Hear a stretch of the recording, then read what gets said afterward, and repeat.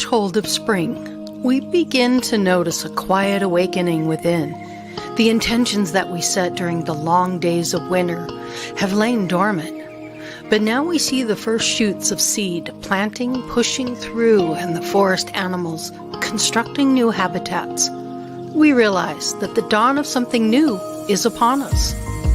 Spring is traditionally considered the season of hope and a renewal when encouraged by the increase of light and warmth. We find the energy to take the necessary action that can push the tentative new beginning into full awakening. Engaged with nature provides not only physical benefits, but also nurtures our spirits. It awakens our senses, filling us with a sense of awe and wonder. As we pause and reflect in the presence of nature's beauty, we can deepen our connection to the world around us and find solace within ourselves. There are so many benefits to partnering with the spirits of nature, those energy forces of nature in our conscious awareness. When we enter into conscious relationships with the seen and unseen beings all around us, particularly in nature, miracles begin to unfold in our lives. It's our connection with nature that can help us broaden our horizons and open our hearts and connectedness as a sacred totality of all that is. Ooh, welcome back, everyone. Hey, it's good to see everybody. Welcome to Andromeda 7, your celestial gateway. Welcome, citizens of the universe. It's good to have you with us tonight. Boy, I hope you guys enjoyed the break and the eclipse and all that good stuff. That was kind of fascinating, wasn't it? Kind of fun. Yeah. Hope you all are doing well. Let's go ahead and say hello to everybody in chat. Hi, Mary Wins. Good to have you with us. Always a pleasure to see you. Hey there, Miss Chloe. I got to plug this for Miss Chloe. I don't know if you guys have seen her video, but she had this fire quartz that she showed, and I said, me want. And Lori, it's really, really cool. So, Chloe, like she needed another wand, you know? Oh, yes, I did. And I'm real pleased about it. But gosh darn, is that a wand or what? And this Beautiful. is starburst. Kind of cool. Wow. So beautiful. Yeah. So thank you, Chloe. Thank you for making that a reality for me. I appreciate it. She got it right to me, and that was awesome. So thank you for that. You got some turtles too, didn't you? Yeah, I got a couple turtles as well. I gave those to Mom. She really liked those. Let's see. Hi, Loretta Enigma. Good to see you as well. Hi, Lee. Good to see you. Hi, Charles. How are you? Charles. Oh, I've got something for you, Charles. Keep this in mind. An atheist has no invisible means of support. Play on words. Yeah, Bullfoot Abstract. Good to see you. How are you? Good. Yeah. All right, cool. Looks like we have who we have here for now. And then those that are watching and not in chat, we appreciate you as well. Tonight, we are talking about awakening and partnering with nature spirits. And Teresa has put a lot of work and a lot of energy into this. And I'm going to go ahead and let her take the lead on this tonight. Sure. And hope you guys all enjoy this. But yes, nature really is an amazing force, and we are partnered with nature and the earth. So Teresa D'Antone is with us tonight. Sophia is with us. Dalibor Suki and Grandpa Brian. Always a pleasure having you guys on the show. Thank you for being here. Hello, Lucky Stone. Good to see you as well. Yes. Oh, and also, Sophia, I'm not sure if you're prepared tonight to do a card or two on the topic. That would be wonderful. Okay, yes. Yeah, nature oracle cards, Charles says. You got mine behind me, all my nature cards. Excellent. Yeah. Should be good. Yeah. Be good. Looking forward to it. Yeah. Yes, wonderful. So with that, I will turn it over to you, Miss Teresa. Okay, well, greetings, everyone. I'll do my best. I was excited.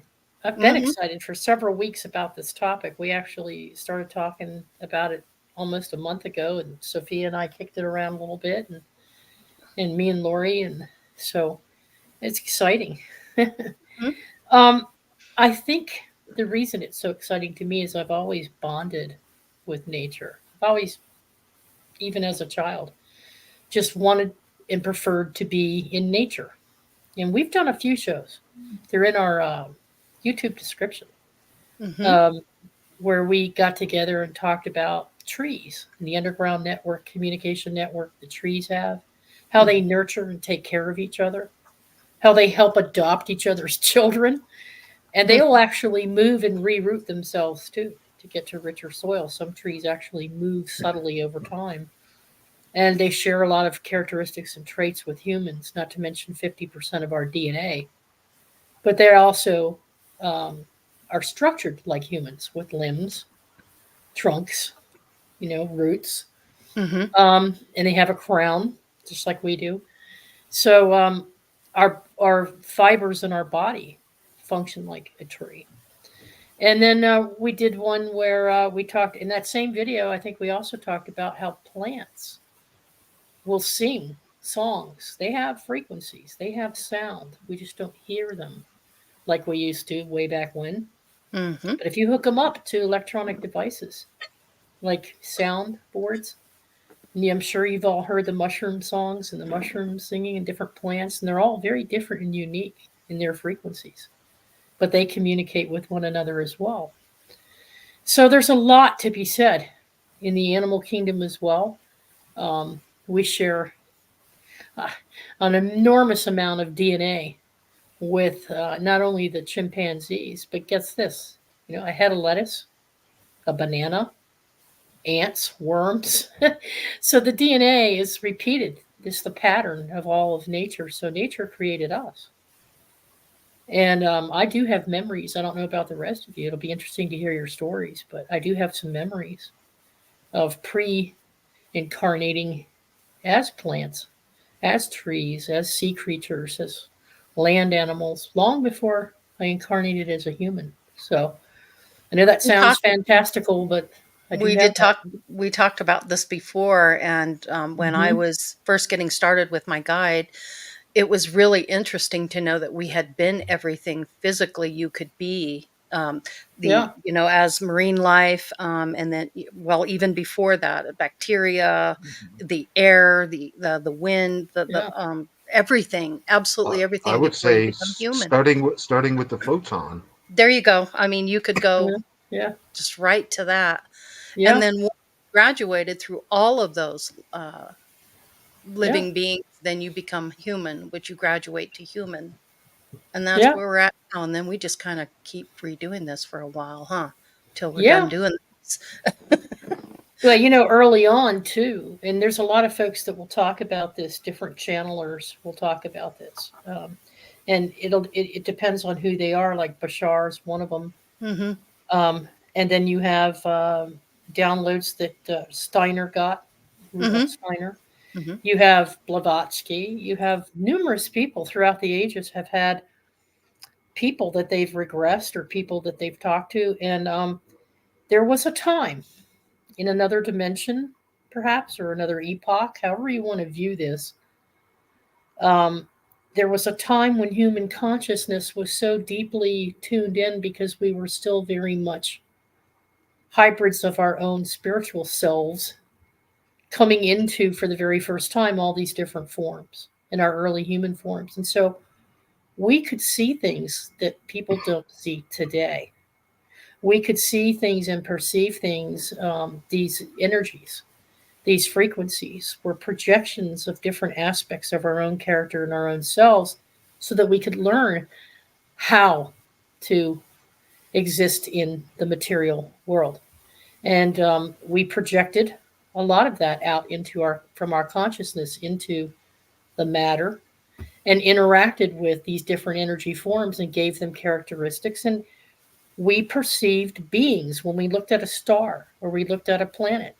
They were overlaid with this graphic, if you will, this picture of a god or a goddess, or some other type of creature. It could have been a dragon or a lizard or a fish.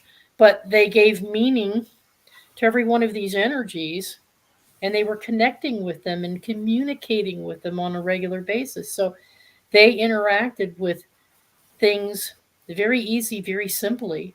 Now, whether it was through some type of language system or telepathy, I don't know. I don't remember that much detail. But I know now we can still connect with them telepathically. So, one of the reasons of putting this show together tonight was, even though we have evolved and further separated from spirit because we became more individualized, we were supposed to be in the matter, there are many of us that are reawakening to the truth of who we are as divine spiritual beings, of part of creation. And we're also remembering our connections to nature, not just by grounding ourselves, going out, sticking our feet in the water and hugging a tree, but we can actually utilize the energy frequencies of our animal brothers and sisters, our minerals, crystals, rocks, all of nature that is around us, that is such an integral part of our physicalness as humans, as a gateway. I told Lori it's like a gateway drug. Yeah. It was for me because I never would have been open to the hierarchies. Mm-hmm. I never would have perceived angelic beings to be what they are. I never would have talked to my higher self or experienced these other dimensional beings on a cosmic level, any of the Mm-hmm. hierarchies, had I not first connected with nature, elementals, And I'm the opposite. fairies. Yeah, you're the opposite. So some people go one way, some people go the other. Mm-hmm. But for me, it was a gateway that prepared me psychologically and holistically to be able to accept the very concept of connecting at higher spiritual level. Because you see, as raised as a Catholic, that was a big no, you didn't do that kind of stuff. The only thing you knew were angels and saints, and you could pray to them, but you couldn't see them, talk to them, hear them, let alone interact with them. And if you did, well, it was considered a miracle, and they put you through the rigorous test to find out if you were lying or not, or to find out Wow. if you had a psychological disability. How So stifling. doing it wasn't very comfortable, but it was a lot more comfortable for me to take a walk in the woods and hear the thoughts of the animals around me. Mm-hmm. So I don't personally connect to a lot of the elementals, but I do have a connection with fairies and gnomes. I do experience them. I just don't use them as guides or teachers, but I'm sure they do have a lot of, um, I hear they have a lot of wisdom to offer people. But I do communicate with the animal kingdom. I do. And they are not just spirits that appear to me when I need something to learn in specifically, but I can actually invoke them. I have actually um, been blessed with connections. I've asked them to be my guides. And so I have about 9 of these spirit animals that have become totems to me. And they walk with me, and they're my guides, and they're teachers, and they're friends. Now, I haven't been tapping into them as great a frequency as I used to, because I'm now connecting to some cosmic energies, some angelics. And what you're going to find out tonight is there are commonalities between these different elementals, the animals, and the angelic hierarchies. Whatever it is you connect to, you will find an energy like quality within each one of those areas. So there are synchronicities, and we'll show you that with the charts that Lori has loaded up. But so that's kind of where we're going with this. Is like, if you want to connect, and I've had a lot of people, Sophia and Brian, I'm sure you have too, possibly even Dalibor, that have said, "Hey, am I not spiritually awakened because I don't talk to any spirits? No. Am I not progressing because I just can't see things in my dreams? I don't get visions and I don't get dreams. And how do I find a spirit animal? And how do I make, how do I connect spiritually? I'm having a hard time with this. But there's one thing that as a human you can count on, and this is a fact, Jack. We share so much DNA and share so much synchronicity with nature Mm-hmm. that it might come to you more easily, more naturally to start there. Start connecting to the trees, start connecting to the animals, and you'll see tonight how that's possible. And once that opens you up and frees you up, it becomes second nature.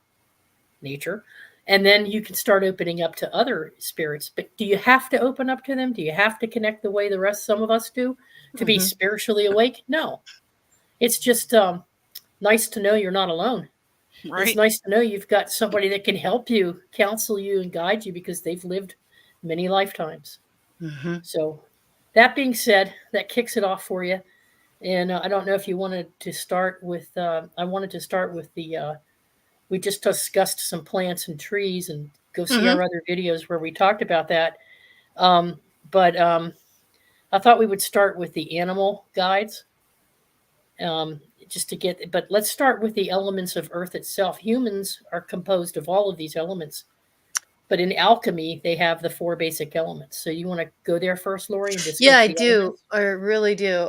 So Yeah. the alchemical symbols, I'm going to put these up, and I'm also, as these are going to be posted up here and you're looking at it, Yeah. I'm going to tell you exactly what the human body chemicals consist of, and there's 17 of them. So here's the alchemical chart, and these are the symbols. And you can see the moon, the sun, the earth, Mercury, Venus, Mars, the planets are on the left. And then you've got, fire, water, air, earth, and so on and so forth. The human body is made up of oxygen, hydrogen, potassium, phosphorus, nucleic acid, lipids, carbon, calcium, sodium, chlorine, fluorine, proteins, nitrogen, sulfur, magnesium, carbohydrates, and iron. That's what makes up the human body. And as you can see in the alchemical symbols, those are many of these here. So we are sharing the same chemical makeup as planets, as the earth and the air, and all of these contribute to the physical part of it. So you've got the higher realms, the etheric spirit body, then you have the grounding of the earth, and then you have, this is the third, which completes the triangle, because you've got the chemical makeup for it being a physical body, and then you have the etheric, and then the earth. So all this brings everything together. So before you're even a human being, your consciousness creates the thought of these things, and this is the physical makeup that brings you into the physical matter. Yeah. Kind of interesting when you think about it. Yeah, it Pulls is. it all together, doesn't it? Do you have the symbol for the earth? Yes, I do. There you go.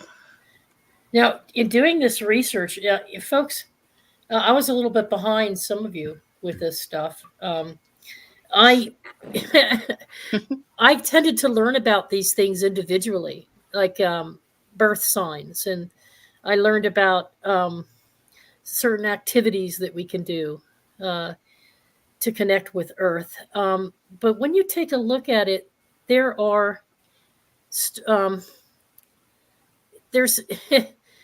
Earth represents winter, right? And it's a northward direction. Each one of these elements of earth, fire, water, air, they all have a direction. They all have a specific group of zodiac signs that are typically aligned with them. In this case, it's Virgo, Taurus, and Capricorn. Earth is known for physical movement and sensations, receptive energy. It embodies the desire to work with physical matter, reshaping the world we are in with knowledge and wisdom so as to leave things of enduring value. It's the most dense of all of the elements, or of all of the 4 basic elements. Spirits that you will find that you can't necessarily see until you're more connected with them, and you might catch glimpses of them. They're known as elders, ancient and powerful gnomes, fairies, elves, and troll spirits. Gnomes, fairies, elves, and trolls. And along with those go Taurus, Virgo, and Capricorn.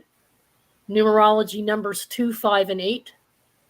It affects them the most. If your birth number is 2, 5, or 8, makes it a person determined and consistent. Cosmic energy connection, Archangel Uriel.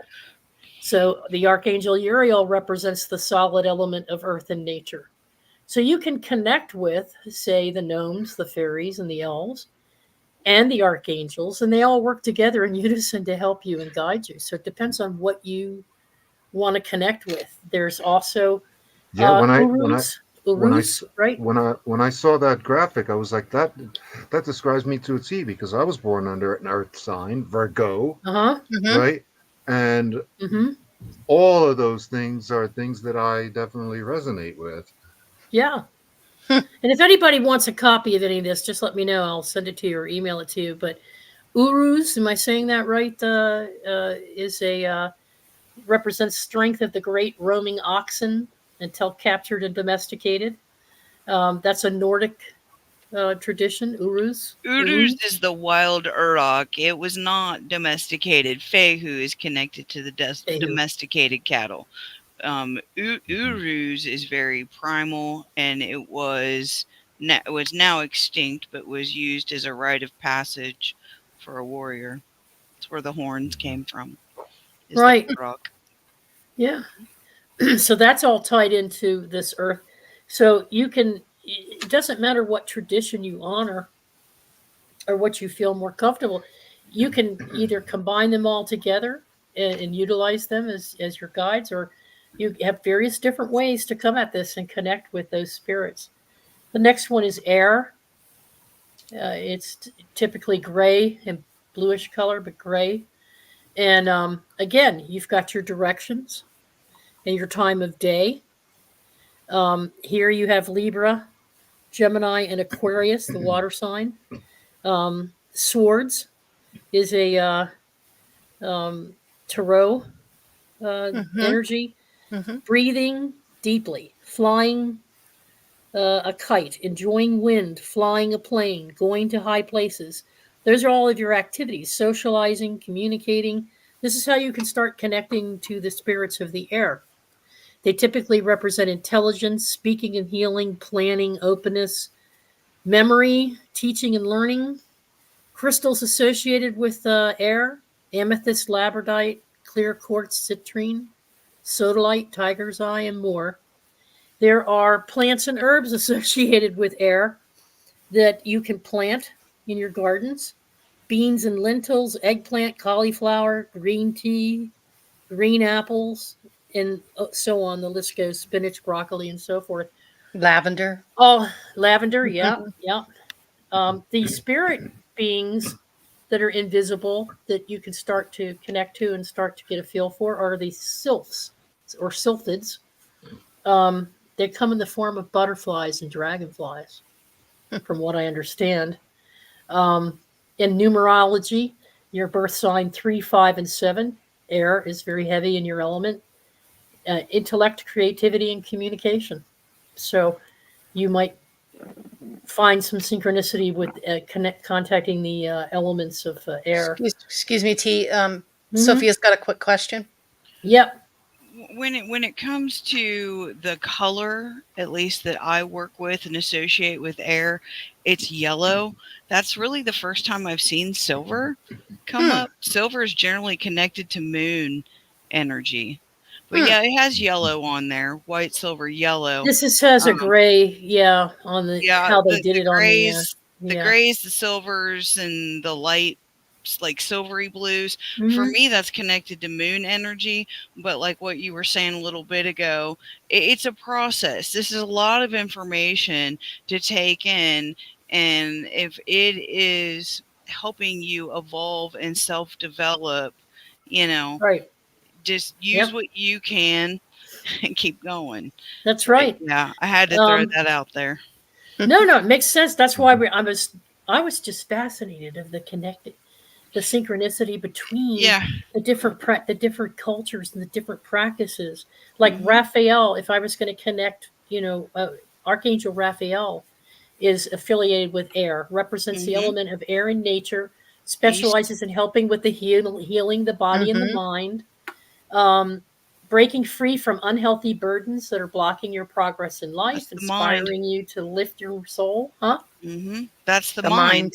The Mm-hmm. mind, the body follows the mind. If you've lost control of your mind, the rest of your instrument's going to follow suit.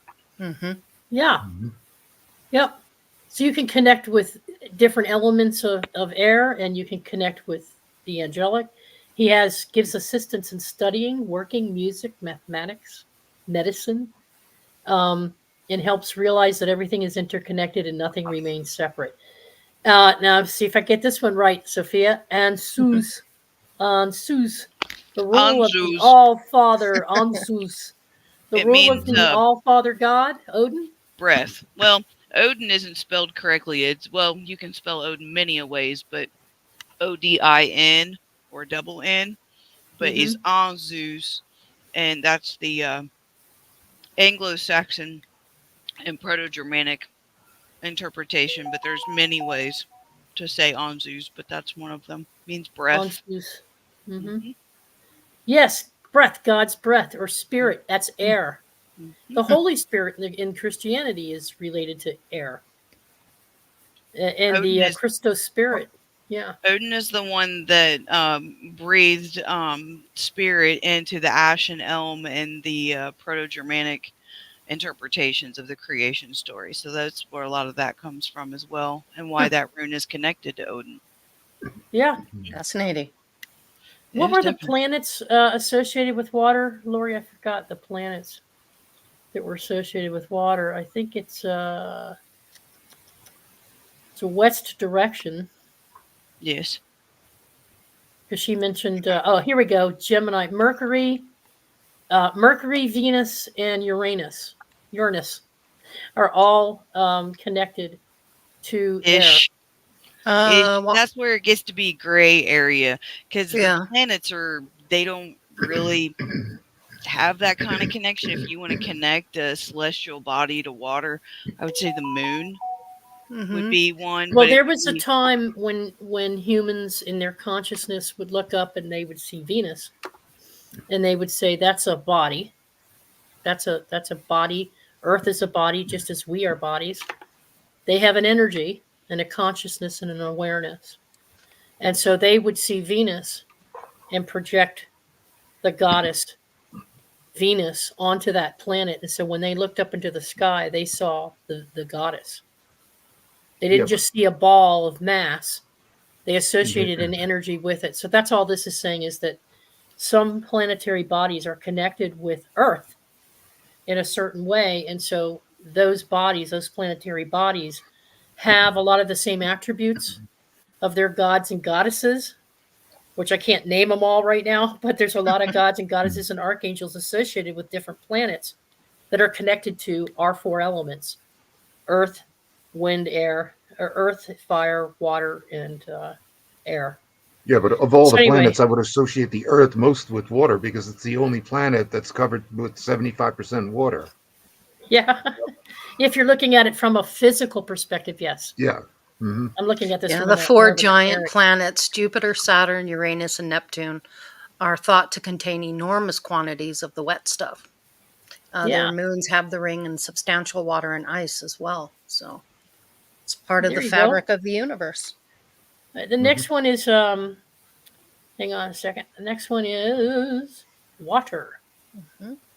And this one on this chart comes up more blue, but it's typically blues and greens: blue, aqua, silver, turquoise, as Sophia was saying, silver, turquoise, teal, iridescent colors, mostly connected with autumn for some reason. I don't know why. I didn't Hmm. get a chance to go that it's the far. wheel of the year. Hmm. Okay. Its direction is a westward direction. Now, there's animal spirit guides, totem guides that the Native Americans use in the indigenous populations, where they have different spirit animals associated with different directions as well. But this is cleansing, purification, dreams, emotions, psychic abilities, movement, mutability, fluidity, healing. We're all familiar with that, right? Mhm. Aquamarine, stone, fluorite, lapis lazuli, moonstone, and so forth. I'm not trying to hit them all. I'm just trying to give you a feel. Mhm. Pisces, Cancer, and Scorpio. Mhm. The water is associated with the moon, so it has a feminine energy. It's the receptive. Mm-hmm. It represents The birth yin. and creation, the Mhm. yin Mm-hmm. of the yang. So you can see the water activities. There's many water activities that will help you connect with the spirits here. And it's interesting. You got lettuce here. Like I said, lettuce. They came out with a report back in 2016 that they thought that lettuce and human DNA was a 99% match, which was a little bit misleading. It's more like 44%, but everybody's like, "What? We're lettuce? We're walking around. We're Isn't human that heads? lettucing us on a We're little bit? yeah." Well, at least make it lettuce and Anyways, tomato, right? Like Yeah. lettuce. I mean, it's cold and it's wet. I mean, and then they said we're related to bananas, and I said, okay, that's it. I can't. Uh-huh. But anyway, so the nature spirits associated with water are the mermaids, Mm-hmm. the undines. I hope I'm saying that right. Undines, Undies. undines, Undines. Mm-hmm. The Mm-hmm. nereids, Nereids, nereids, water nymphs, water goblin spirits.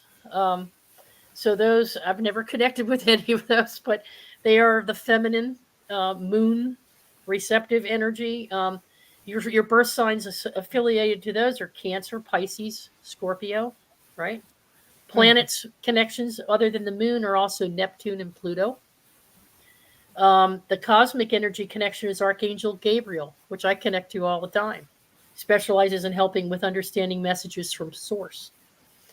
Um, Gabriel can help you to reflect on your thoughts and emotions so that you can learn spiritual lessons from your thoughts and emotions.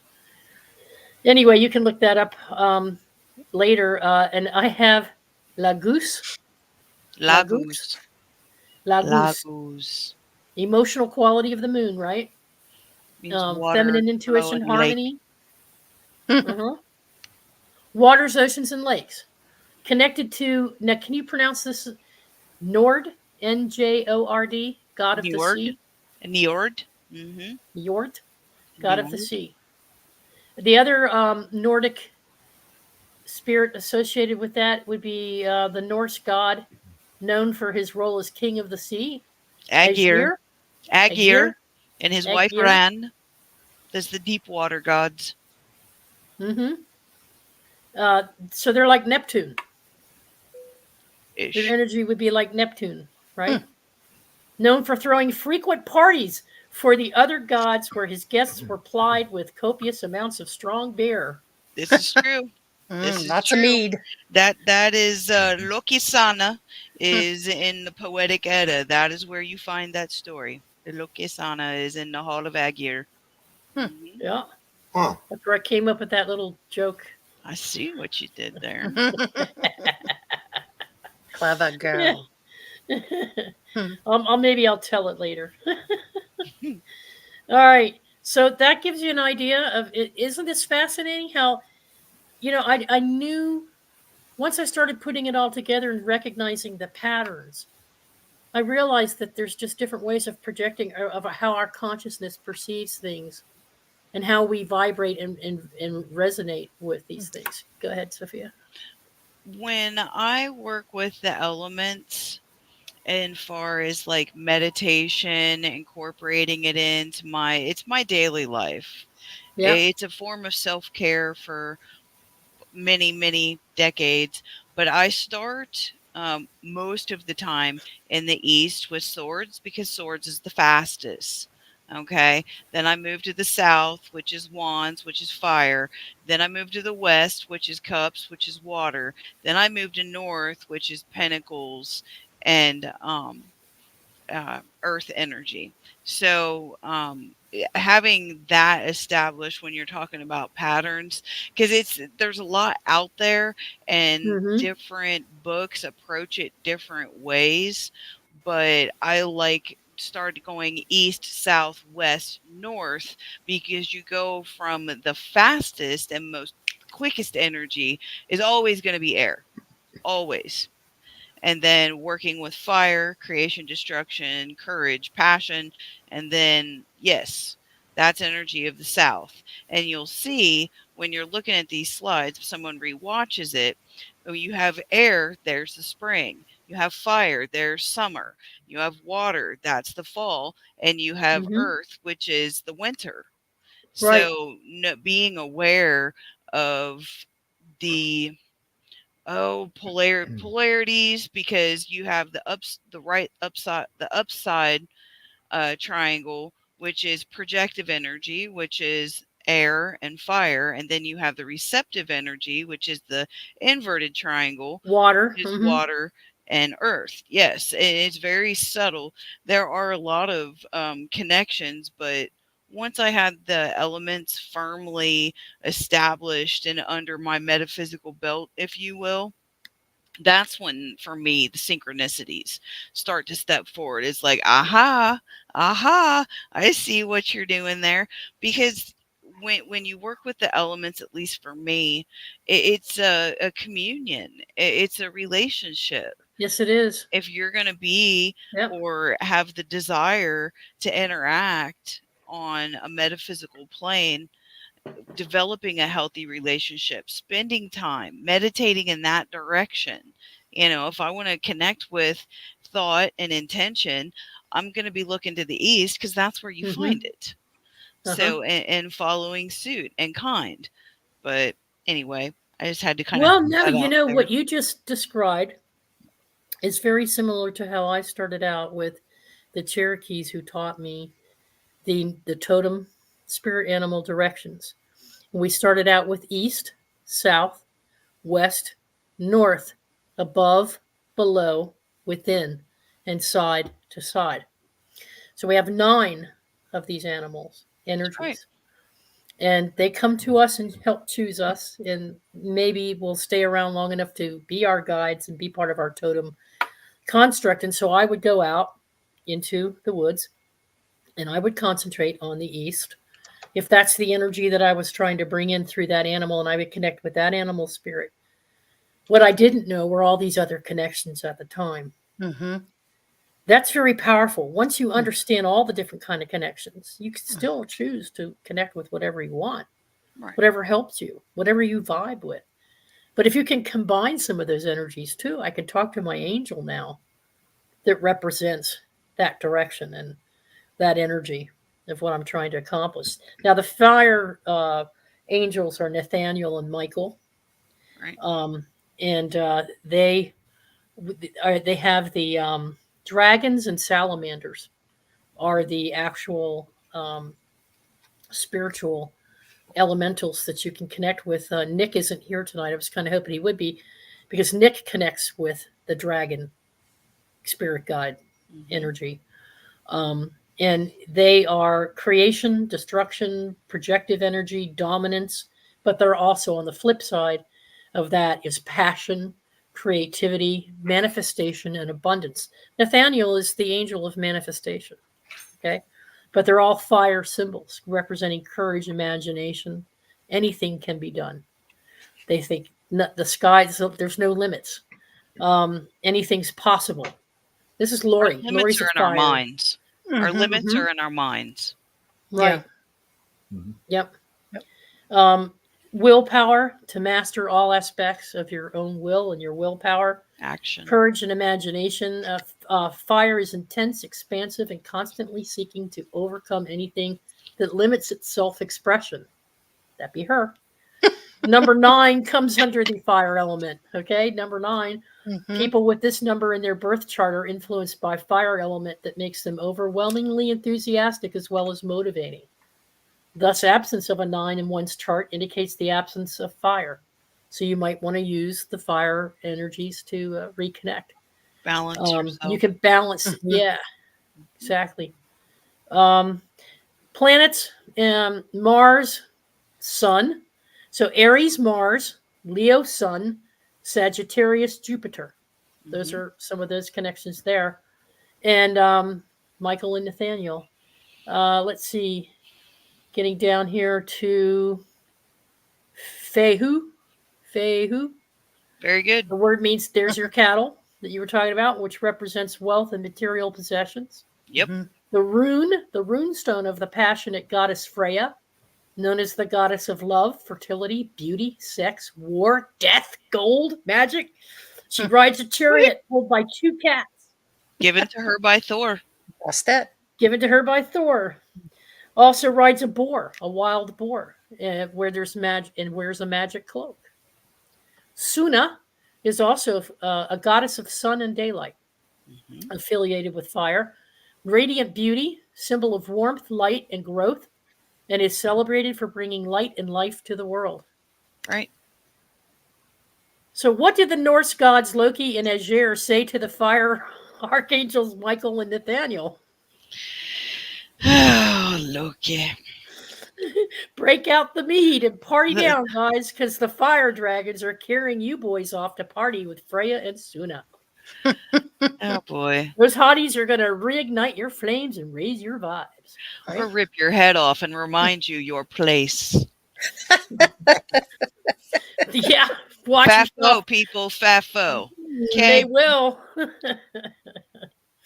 Let's see. There's another one, Aegir, Aegir, a Norse god who's probably best known. Didn't we cover him? Yep. The party guy. So water and fire are the polar opposites. They're the yin and the yang. They're the moon and the sun. Okay? One is a receiver, one is the transmitter. So you have those energies going on there between those gods and gods. Yeah, go ahead, Sophia. Go ahead, Sophia. So, can you bring Mary Wins? Okay. Yep. So, Loki and Odin are blood brothers. They took a blood oath, which in my tradition is huge. And yes, Marvel did F it up. Loki and Thor are not brothers, although you will find many tales to where they are together. They're not related at all. So thanks, Marvel. Awesome movie. Wrong information. Thank you for bringing that up, Mary. Yeah, Mary. Thanks a lot. And I'll Good finish job. this with, because we want to get to the rest of the panel here. Yes. I want to finish this up with something Steiner once said, and this was surprising. The psychological qualities of elemental beings describe human beings as well. The difference is that the elemental beings have been striving to understand nature for billions and billions of years. The kings and queens of the elements we might consider then to have mastered various secrets of nature as well as aspects of will, love, harmony, and inner silence that we as a race of humans have only begun to explore. In this sense, the elementals are our teachers. They stand ready in any moment to speak with us and to share their secrets, if only we will still our minds and sharpen our senses so that we can perceive their presence. Right. So I thought that was pretty profound for back in his time to be talking in that way. But you see, he was very much aware of pagan practices and non-traditional shamanic practices. He did a lot of studying and spoke to a lot of people and connected with a lot of spirits. So anyway, I think that pretty much, and then Sophia, you were going to talk about how you connect directly with Earth Mother energy, but I wanted to give the guys here a chance to come around and answer some of these questions Heck yeah, that Lori, let's do it, kids. some of the questions here. Okay, I'm getting to the, I got to find them in this I've little got it. document of mine. Yeah. Thank you, dear. I've got it right here. Do you have any ahead. stories about connecting with the spirits of plants and trees? We can start with you, Dalibor. Yeah, I mean, I'd say that anybody who brews wine connects with a plant spirit because you're using a mycoplasm, basically, which is a seemingly single-celled organism, right? Except that when you add it to the medium, to the juice, the fruit juice, it changes into a multicellular being, except that all the cells are the same.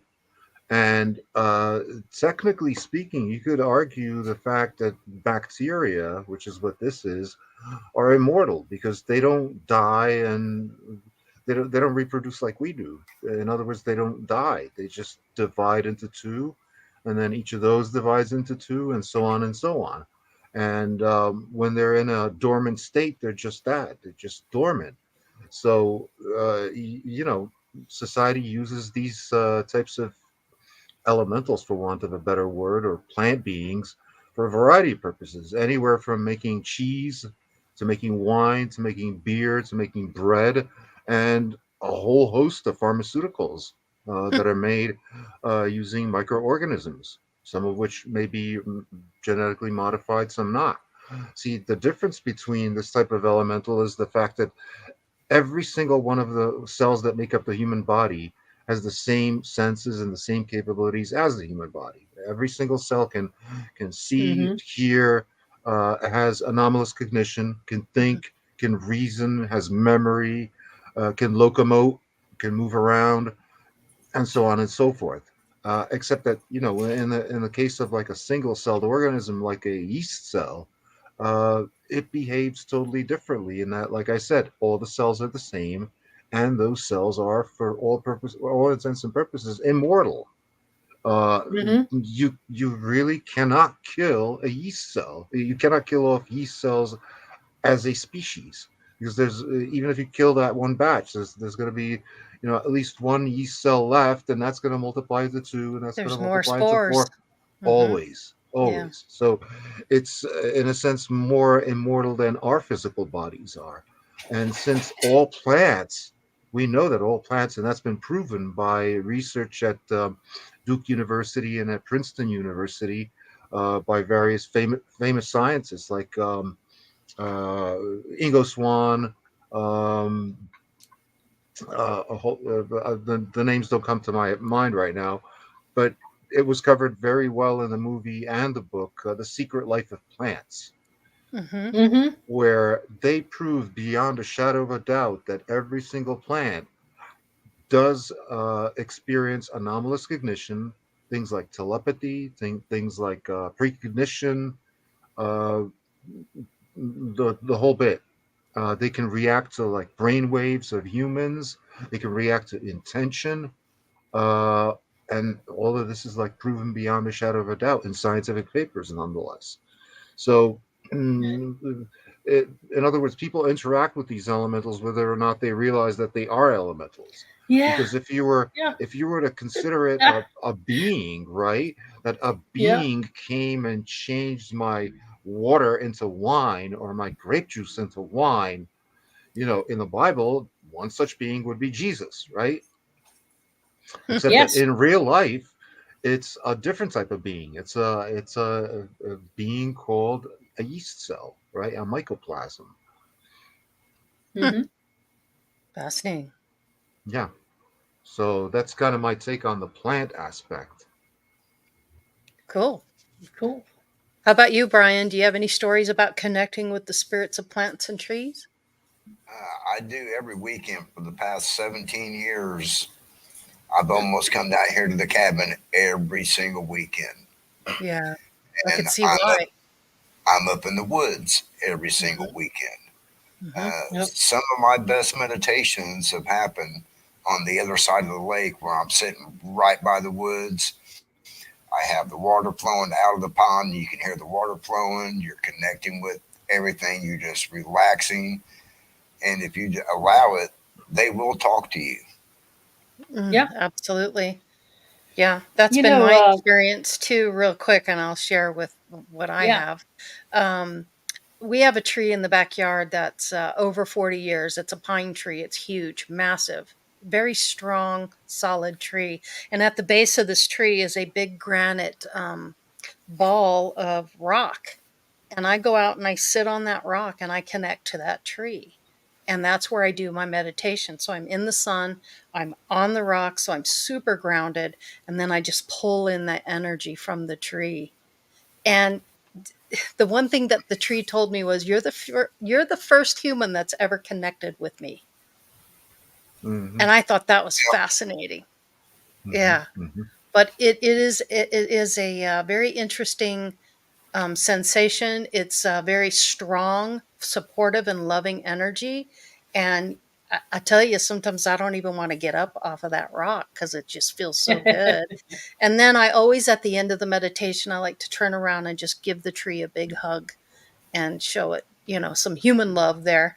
And That's how I like to connect to spirits I and see your trees. tree as a joy guide almost for you because Yeah, Juru, she named it. Jaru. It identified itself as Jaru, Hmm. which immediately got the feeling of that creature from Star Wars. The Yeah, I call him Jaruru. yeah, Juru, Oh Ruru, yeah, yeah. and so it's got a very humorous quality or aspect to it, Hmm. Has a almost like sense of a humor. Loki, almost Hmm. like a Loki Yep. type of humor. So I thought, or a monkey. My spirit guide animal, my joy guide is a monkey. I could So see that. yeah, Yeah, very yeah. much any kind of monkey I'll connect with immediately. But anyway, getting back to what Brian was just saying, I think Hmm. that's where Rudolf Steiner was coming from with his Hmm. model of biodynamic farming was going beyond the organic, and that is connecting with the spirits of nature as you're doing this thoughtful, conscious planning. So you're connecting with the cosmos. You're following the energy patterns of what's going on in the astronomy, but you're also connecting with different earth energies and spirits. And when we had that show on biodynamic farming, and some people came in and were like, "Oh, poo poo on all that. That's just too much work. It's not necessary. You don't need to do all that to grow a decent crop." That's not the point.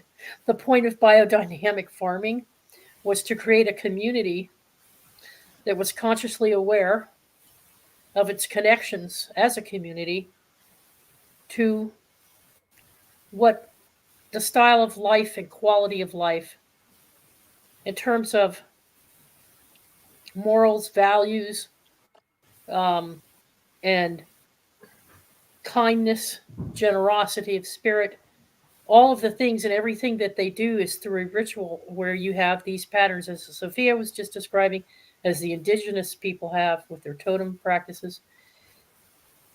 It's to honor the earth, to put back into the earth what you've taken out of the earth, and to have that connection with Mother and that respect, but also to follow the process in a certain way. Now, if you don't want to do it, you don't have to. Nobody says you have to do that. Yeah, you could throw a bunch of leaves down and mulch, and yeah. But I tell you, the fruits and vegetables that are being grown by these biodynamic farmers who are following this process are some of the most gorgeous, richest, best tasting, big portions of fruits and vegetables you've ever seen because of the energies and the way they're working with those energies. Hmm. So anyway, I just thought I'd throw that in. Awesome. So, For Sophia, how about you? Do you have any stories about connecting with the spirits of plants and trees? I have a really quick story I'd like to throw in there. All right. Um, Being very psychic and always having some sort of connection with the unseen world. Whenever I would get out of school or get out of church, when I was surrounded by a bunch of people, I would immediately go into the backyard, and then there were woods further back. But I would sit under the trees. There were actually walnut trees, a lot of them in my backyard, and hawthorn trees, and getting quiet and just allowing the trees to wash all the chatter and all the negativity off of me. And actually, and I was doing this at 4 and 5 years old. I just always found it very refreshing. And something that's coming to mind is the tree bathing. I read an article that it's very popular in the Eastern philosophies.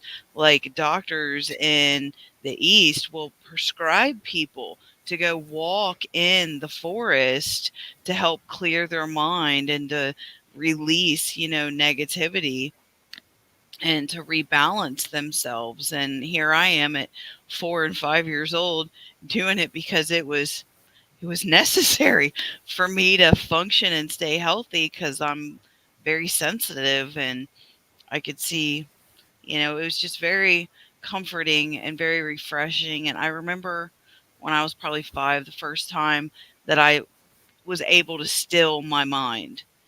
And how the birds and the wildlife started to get closer to me is because I started raising my vibration to where I wasn't intrusive.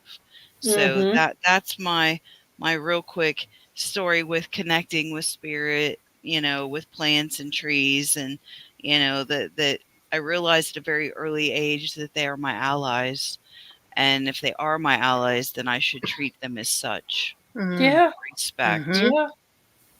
Yep. Yeah. There's a in our reference section on our YouTube page here.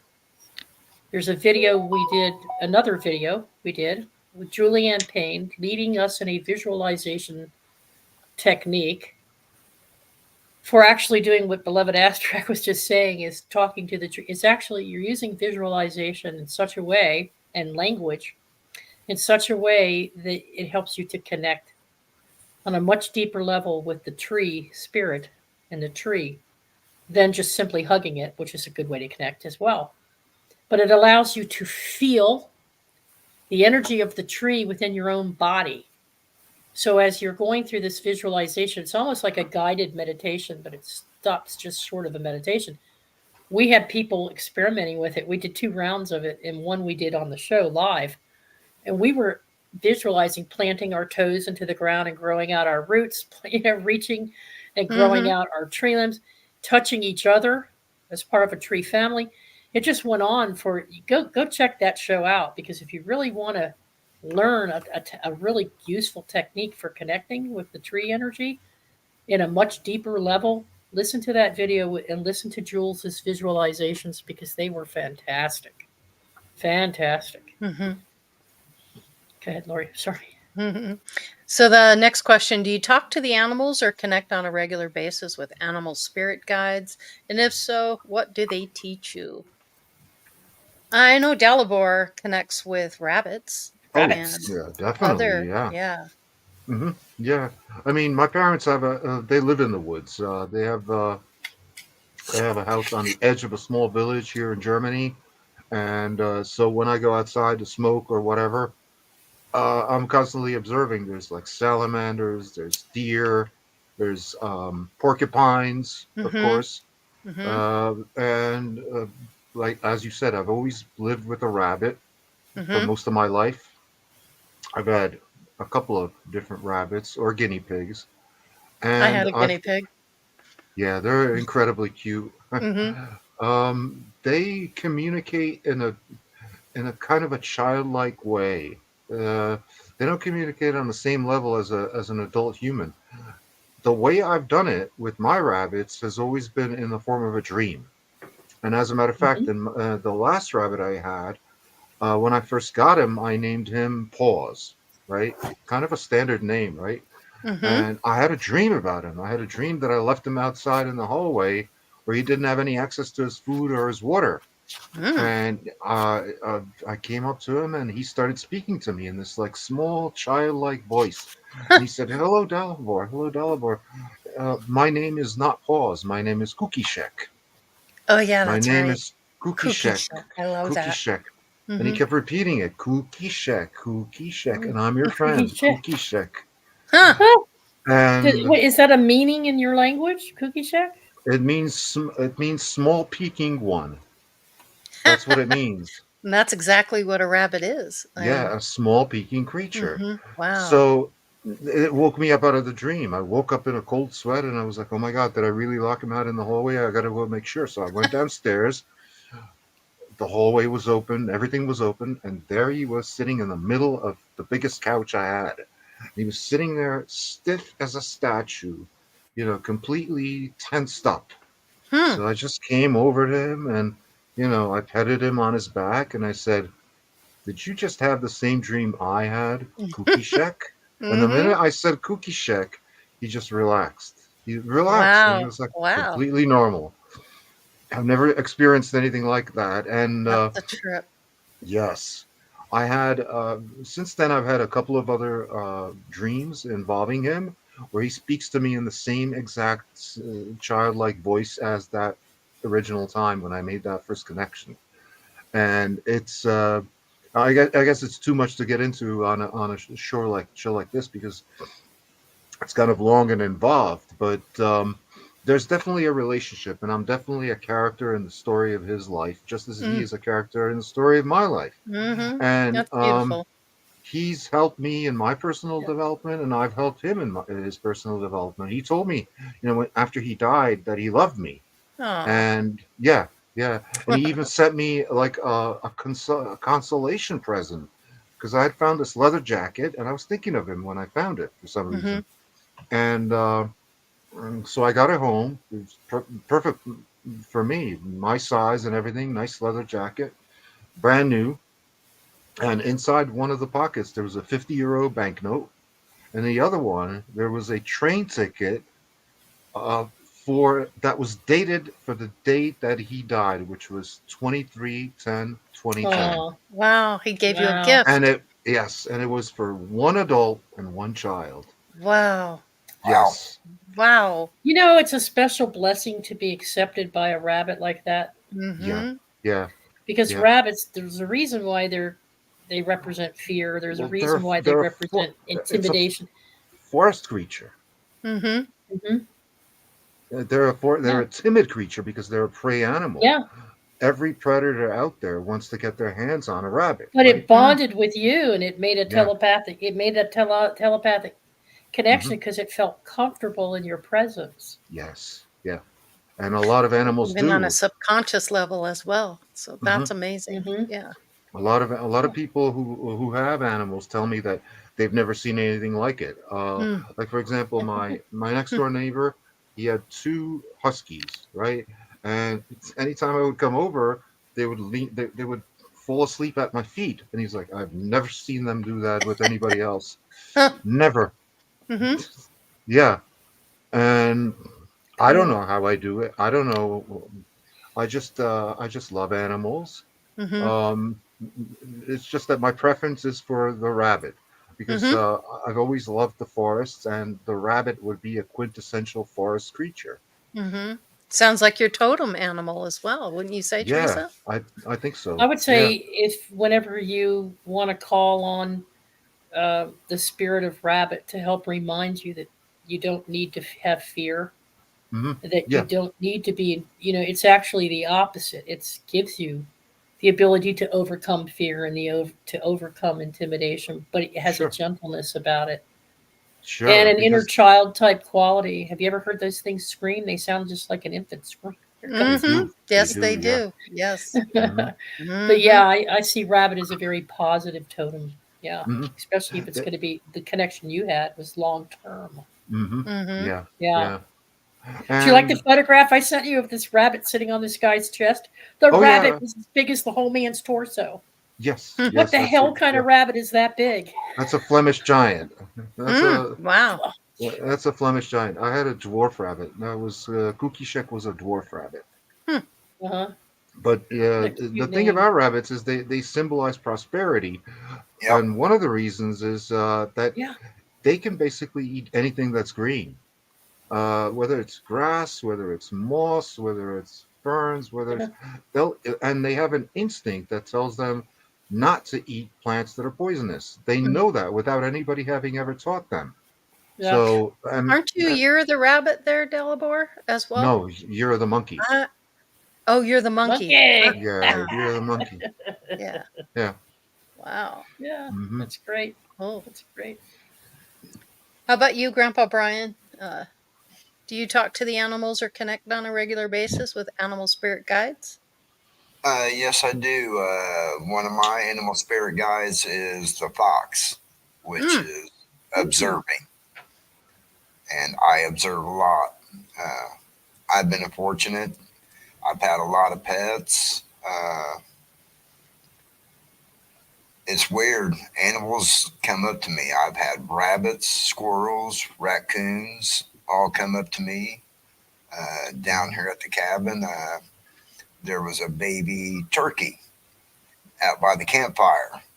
Mm-hmm. Kids were running around. I picked the turkey up. I set the turkey on the porch. The kids come running out of the cabin. The turkey comes running back and jumps in my arms. Wow. Hmm. I had a hawk come onto the screen porch without gloves. I slowly worked my way towards it and knew I meant it no harm, and it allowed me to pick it up, walk to the door, and release it. 2 years ago, I had the hummingbird do the same thing. It allowed me to Hummingbird. walk up to it, pick it up. I walked to the door and released it, and that hummingbird flew off and then came right back to me. Same way with the hawk. I let the hawk go later that was in the spring, and in the fall, I see this huge shadow coming through the woods. This hawk lands on a limb 10 feet in front of me and stares at me for 10 minutes and then flies off. It was the same hawk coming back telling me thank you. Nice. Mhm. I don't know what it is. I just have a connection with animals. Last weekend, Luna found a box turtle, if you know what those are. They're a little land. So I put it on the table. So that way we were getting ready to leave because it was Monday, and that way I could put it back in the woods, and I knew she wouldn't mess with it. No matter where I put it out on the table, it walked right back to me. Don't know what I could put it on their side table, walk around the table, and sit down. That turtle would walk right across the table, right back to me. Your vibration. It's the energy that you put off. Yeah. And I think that's why animals feel comfortable around me, because I put out that love vibration. There's no fear, just sending good vibes out there, and they feel that, and they're attracted to it. When I go to the dog park, almost every dog, as soon as I walk in, they'll pass Luna to come to me. Yeah, he's the dog whisperer. I saw that myself firsthand. I was with him. That's and every dog in that park were hanging out with Brian. Not anybody else. They're hanging out with Brian. It's interesting because yes, you do. You're an animal nature spirit yourself. I mean, you have within you, because you were a tree. I know that with Jules and me. Oh yes. But we share 90, anywhere from 84% to 94% of our human genome, our DNA, is shared with different dog species, fox and wolf being one of them. And fox comes to you as a protector. Yep. So it's not only clever and intelligent, it's very much a protector energy for you. And you're surrounded with that. So as a former tree, you bonded with various animals in the forest. And so fox energy is very strong in you. Yeah, and those other animals just jive with you, kind of like Dalibor and the rabbit bonding. That's fascinating. Yeah, you have hawk in there too. I find that very interesting. I also have hawk. Yeah, I also made friends with a whole family of wild rabbits that lived in the woods behind my house. Wow. Yeah, and when I left next year, I actually made friends with only one of the rabbits. I was feeding it and everything, and I was able to get intimate enough where I was petting him and everything, even though he was completely wild. And the next year, long after I left, the owner of the house, he said, "Oh, imagine this! I had this one rabbit come that I've seen come around all the time. He came around with like a whole family of like 10 tiny little rabbits." And a mother rabbit. he brought his whole family over to meet me. Yeah. Coming over for some potluck, huh? Yeah. Yeah. The buffet is open. Yeah, that's great. Amazing. Hey, Brian. It says, Yes. where are you under the ferns, becoming the forest, so I can learn? Are you watching invisible to me? Fox trying to teach me to become a tree? Yeah. I just say, that's really cool. That's very cool. Oh, Sophie, I'm dying to hear your. Yeah, Sophia. The animals that I connect with would definitely be the deer, the elk, the any songbird, but specifically the red-winged blackbird, the robin, the red-tailed hawk, any kind of crow, raven, definitely ravens, 100%. I connect with coyote and wolf energy, and just about any intention that I have had the unique ability to call just about anything forward, to commune, learn, connect. But I feel that my primary connection is with birds, because I have allowed and developed my skills as a messenger. And I feel that birds are messengers, by nature. So I would say definitely the birds and the elk and the deer would be the ones that I connect with the most. Nice. Yep. Awesome. Yep. Well, I have, there is a difference between animal spirit that are random. They're not necessarily consistent. They come into your life at various different times. And they don't necessarily hang out. You don't always see them repetitively, but they come across your path when you're in a specific way, or you're having troubles, or you're having thoughts about certain things, and they can bring you wisdom. Then there are those that are called totem medicine spirits. And they're more closely related to, because you can invoke them and have them as part of your structure, which is what I've done. But they're very closely related to the concept of a familiar that you'll find in pagan practices and traditions, Celtic practices, and also witchcraft. Um, but they are, and there's various ways to tap into those energies. There's polarity in everything, folks. But I connect with white wolf, monkeys of any kind. The orange, reddish brown corn snake is one of my totems. The owl, any kind of owl. The ornate hawk eagle. And the hawk eagle is a hybrid between the hawk and the eagle in the terms of their energies. And when they're combined, they're very powerful. So I combine them, and I will see them in a dream or a vision, and sometimes I will encounter them in the woods. But the ornate hawk eagle is not something indigenous to my area. So those are the ones I see in visions. The red squirrel, right here in my own backyard, followed me home from the lake, got in my car and would not get out of it. So I had to bring him home with me. And he's been living behind me in the trees behind me for the past 3 years. Doesn't he have a little family now too? Now he has a little family. He had kids last year. It was so cute. I'm feeding them all little peanuts. That's awesome. But he's a red squirrel. Mm-hmm. A honey-colored bear is my favorite kind of bear. And Lori knows that. And I have all kinds of bears that I interact with in my dreams. I've only encountered brown bears in West Virginia and black bears. So I've actually had some encounters with those, and I've had exposure in zoos and things like that. But the honey bear is my favorite. And there's actually, turns out, a spiritual, I looked it up, and that there really is a spiritual connection there, and I didn't realize it before. Lions and the aquatic diamondback terrapin turtle. Now, the lion walks on my right side. The turtle walks with me on my left. They're two very different types of energy that I connect with.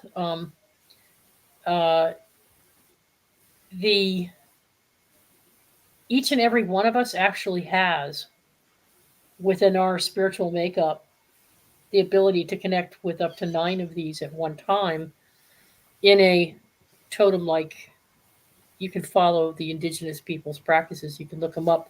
You can find it in the medicine card book. So you can assign yourself through pulling tarot cards. But the thing is that it's not a practice I prefer. These animals took a long time to come to me. It took years to build the relationship that I have. They select you. You don't go finding them. And once they select you, you can then establish a rapport and then ask them if they will be part of your system. And that's what I've done. So in each one of these, if you look them up, has very specific spiritual. They've come to me in times of trouble, times of sorrow, times of joy. The monkey is my joy guide. So speaking of tarot, Sophia, Have an opportunity to pull some cards there. Yeah. Put him. You're on mute. Don't forget you're on mute there. There we There go. we go. Uh-huh. Test, test. She also wants to share how she connects directly to Earth Mother. So, Oh, yeah. Which one do you Go want ahead. first? Go ahead and do the cards first, and we'll go back to that. It's all good. Okay. So I the saw you one, shuffling. yeah, the flower magic deck is the Mhm. one. It's an oracle deck, but I also have the tarot. But the one Mhm. that came forward was actually death and transformation, and that really hit home with me these past week. But I would say with the death card, and I'm finding it because I shuffled, but that's the one that really resonated. Let's see if it'll come back out. For me, death is a comma, not a period, and life is cyclical. Mhm. So when we allow something to be released, that means, in my interpretation, that something higher and better will take its place. And that helps me accept, the shifts that can be difficult to navigate. Let's see what other card. Come on, these are And big. endings. Yeah, the ending of something. Yeah, because we're Mhm. not, nothing is meant to be here forever, I guess. Nope. Save bacteria, Mhm. like Yeah, Lord said. I right. mean, Yeah. definitely Bacteria. And some bacteria. Yeah. spores. yeah. Mhm. Let's see. Holy crap! Of course, I pick a flower I can't pronounce. Yay! I think this is. I know, right? I think this is Campanula. Um, it's it means speaking out, and I love the purple. Campanula. There we Mhm. go. Thanks, dude. I Campanula. love the That Yeah. was purple me. because thanks, Lori. Mhm. The purple is connecting with the violet of the crown chakra. So I would say when you're connecting with your totems and looking for your spirit guides and companions to commune with, quieting the mind and connecting and allowing yourself to be a part of something, to speak out, Mm. speak your intention to the Mhm. universe. What do you want to manifest? What do you want to bring into your life? What do you want to release? Because if you release something to keep honor balance, you need to replace it with something of equal measure. So speaking out your intentions, because words have power. So I feel that that's a very important card for this segment of A7, is remembering to speak your Mhm. intention and then follow it with your action. And then hopefully this is a semi scantily clad deck. So hopefully we won't get a half naked. Okay, here we go. Well, that's kind of funny. I'll do a loincloth here because we got Okay. a bare butt going on there. But Okay. it's the death card. I Yeah. mean, it's, and a lot of people think death and they're like, well, no, Mhm. it's death does not favor a person. It doesn't matter how much you have or how much you've given. We all have a beginning and we all have an end. And it's Mhm. what we Right, Lucky. do, it's Hmm. what we do with the dash, you know. We never know when we're going to go. And that's why I love with intensity. That's why I accept people for who they are, but how they treat me is what kind of scenery they get, you know. Hmm. But Hmm. just the death card is so powerful, and it actually resonates with the rune Iwas, which is the axis, which is the tree of life. So Hmm. just staying in between mercy and severity, because it's a choice. Mhm. But and how do I connect with mother? Well, that connection has metamorphosed, kind of like transformation and death, over time. Um, at first, I would ground like a tree and get my connection that way. And then when I became more active as a medium and a psychic and helping people, I required a different kind of fueling So I call it grounded, centered, and balanced. I ground through my minor chakras in the palms of my hands and the arches of my feet. And I connect to that spinning ball of nickel. And it's very helpful to be connected to the core of the heart of the earth, because we have parasitic, unbalanced people that are evolving. And sometimes they'll see somebody who's doing really good, and then you'll get zapped. They just drain your energy. Well, when I started doing that consciously, and it's a opening work, closing work situation. It's kind of like brushing your teeth, but energetically. Um, but they'll pull off of Mother Gaia instead of pulling off of my energy, which I'm compliment. It's a compliment. Yeah, you want what I Right. got, right on. Well, Mm-hmm. get it where I'm getting it from. And then, in addition to grounding through my minor chakras, I center. And when I center, I use the Kundalini energy, the primary chakras. I start up and connect from the earth, and I then do that connect to too. the universe. Mm-hmm. And then I bring it back down, bring the universe down through my chakras, and then Yep. back into Right. the earth. Mm-hmm. So for me, that's centered. So I'm grounded through my minor chakras. I'm centered through my major chakras, and then balanced. If you guys know what the symbol Libra looks like, or Libra, depending on your book and your teacher, Mm-hmm. it reminds me of either a rising, or for me, a setting sun. So I imagine that going across the middle of my chest and then over the top of my head.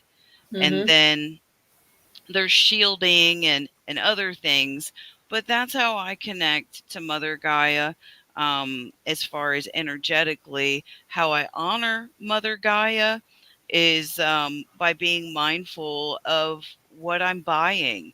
Can I buy something different, that's not going to be so insulting? Can I recycle it? you know Mm-hmm. can I carpool? Do I have an echo button on my vehicle? So yeah, we have our culture and what we're doing, but when you're mindful of how you're impacting this planet, reciprocity would be like, well, then Mother Gaia is like, Mm-hmm. wait a minute, she really cares, about me, because we have millions of people that are mindlessly, throwing batteries in the trash. Mm-hmm. Take them there. If you go to your city, it's called a tox drop site. Okay. Instead of putting your batteries in the trash, because we all know we've done it. Mm-hmm. Okay. Tox drop site. Put them where they belong so people can reuse them. We don't want to be drinking this shit 100 years from now. But just being mindful and communing with this beautiful, magnificent, gorgeous planet that we have a privilege to reside on. I mean, look at the crystals that we Mm-hmm. pull out of this planet. She's magnificent. And just taking a little bit of time to be like, what can I do to be kinder, has really created a relationship between me and Mother Gaia, because we Mm-hmm. are all connected, Mm-hmm. you know. Mm-hmm. But that's what I do, and that's part of it anyway. But I'll put my Some soapbox early. back. Thank you so much for that, Tiffy. I was waiting to hear Mm-hmm. that because that's you know um, way back when. Lots of times before I guess around the same time people were connecting with the tree spirits, dryads. They would often have Mother Nature as a dryad or connected to trees because trees have the capacity to absorb a lot of negative energy. And so a lot of people feel hesitant. They say, oh, we're not treating Mother very well if we're sending all of our negative energy into Earth. That's not a nice way to treat Earth. She can handle But it. that's what Earth is there. That's part of her Mm-hmm. function is to help us with that cleansing. So, and one of the ways she does that is through the plant and trees, and mostly the trees because the trees are so deeply rooted. and they have a way of uh, working in alchemy, if you will, on that energy, turning it back into something positive. Hmm. When it's activated with water, which is renewal, and the sun's energy, which is coming from source energy. So between the sun's energy and the water, they have a renewal. I'm losing my headsets here soon. Hmm. Not Um, only not only that though, Teresa, it's you if you're going to have a future lifetime, don't you want to leave the planet the best way you can for your future yes, self?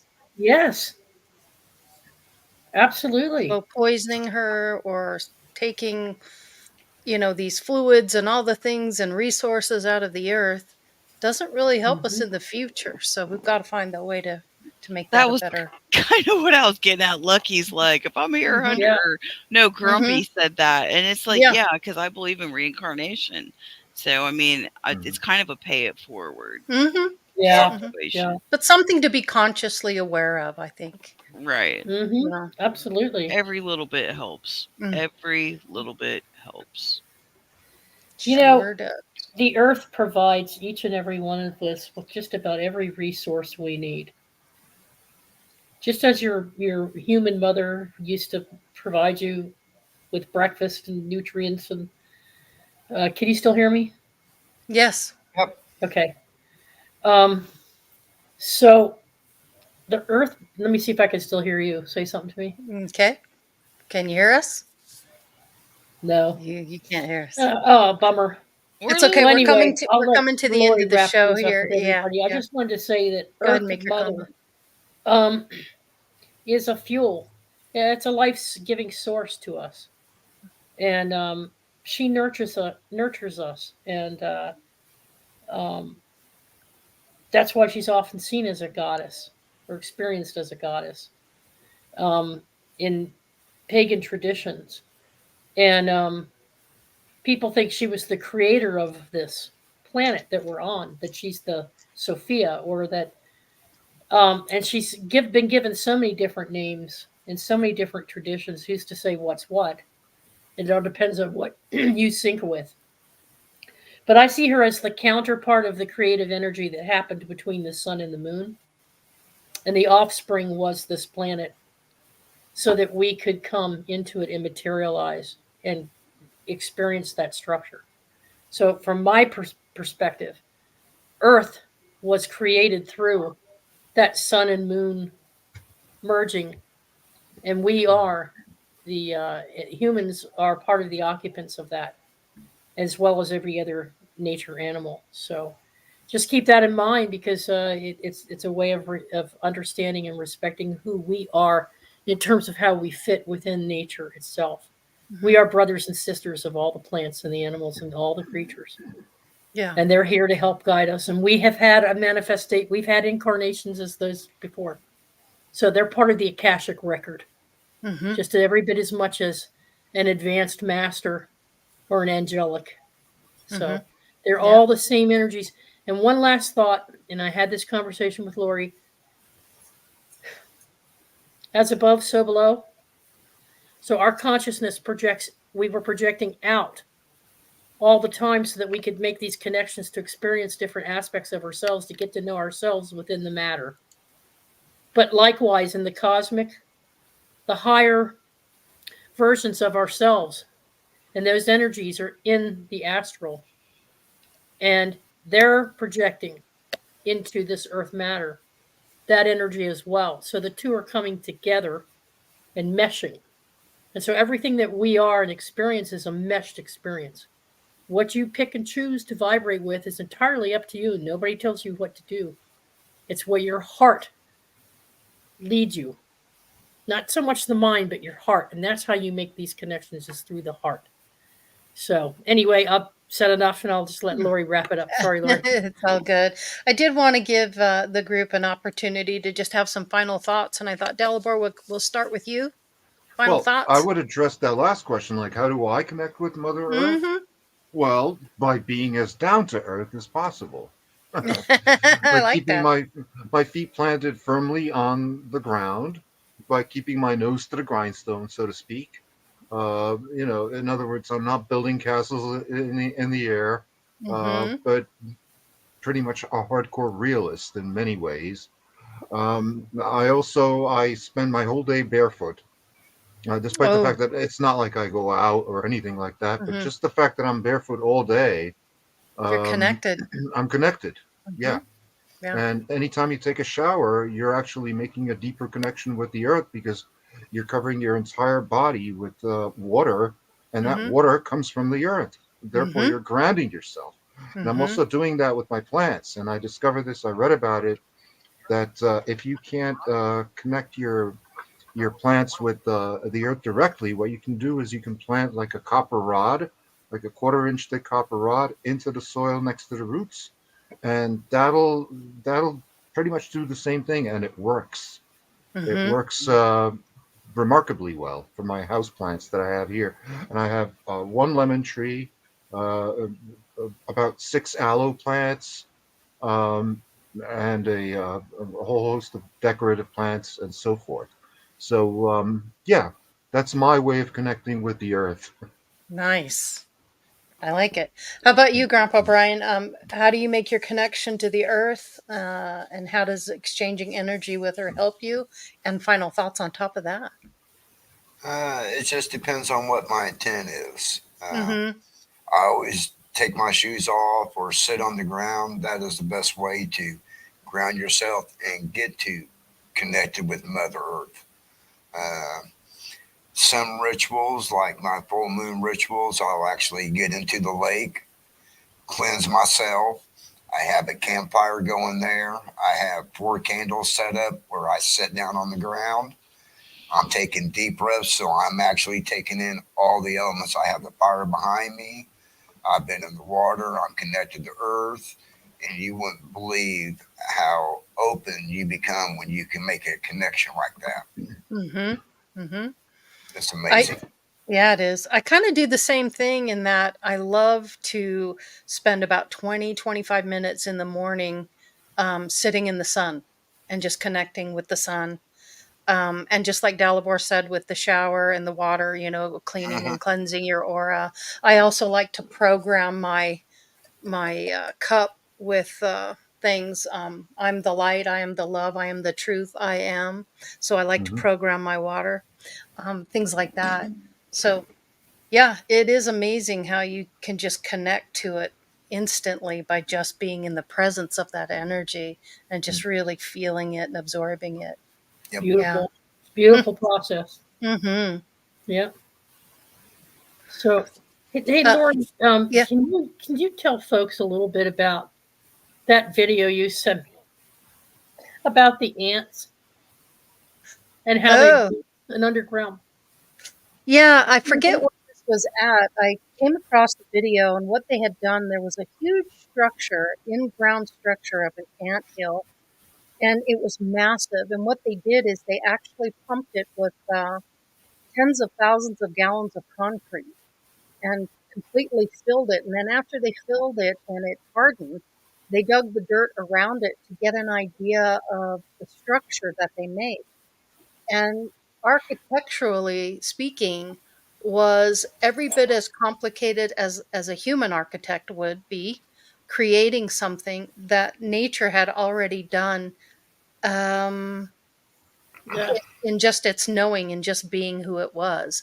And it Hmm. was a massive structure, but man, tens of thousands of gallons of concrete. And then to see the little pods and the little connections and everything to it was just fascinating. It was an underground city. Yeah, yeah. And it was massive, Hmm. And huge. we And I had been thought, who talking thinks about these things up? Who oh, thinks about putting concrete down there and seeing what it looks like? Hmm. It was an engineer. spectacular. Yeah, yeah, right. Or an architect. But it looked a lot like you Hmm. would uh one of those underground tunnels in is it Peru Sure.